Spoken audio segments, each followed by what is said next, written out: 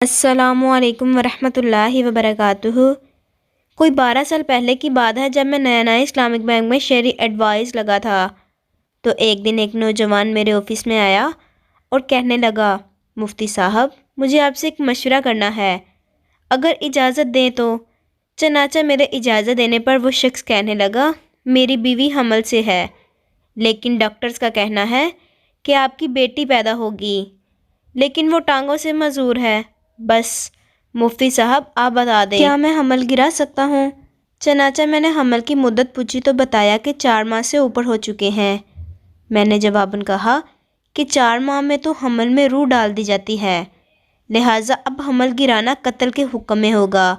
بس میرا یہ کہنا تھا کہ وہ نوجوان چھلانگ لگا کر اٹھا کہ مفتی صاحب اگر اللہ کا حکم ہے تو اب ہرگز میں یہ حمل نہیں گراؤں گا اور اللہ کے ہر فیصلے پر راضی رہوں گا۔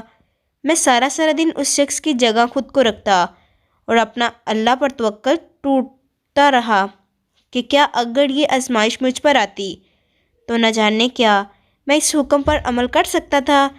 خیر، زندگی کے ایام اپنی روانی سے گزرتے رہے، یہاں تک کہ 6 سال گزر گئے۔ چنانچہ ایک دن میں معمول کے مطابق آفس کے کاموں میں مصروف تھا کہ وہ نوجوان ایک پیاری سی گڑیا جس نے پانی کی بوتل گلے میں ڈال رکھی تھی اور پیچھے اسکول بیگ پہنا ہوا تھا لے کر میرے آفس میں آیا۔ کہنے لگا، مفتی صاحب ایک مرتبہ آپ سے حمل گرانے کے متعلق شرعی مسئلہ پوچھا تھا، لیکن آپ نے عدم جواز بتایا تھا۔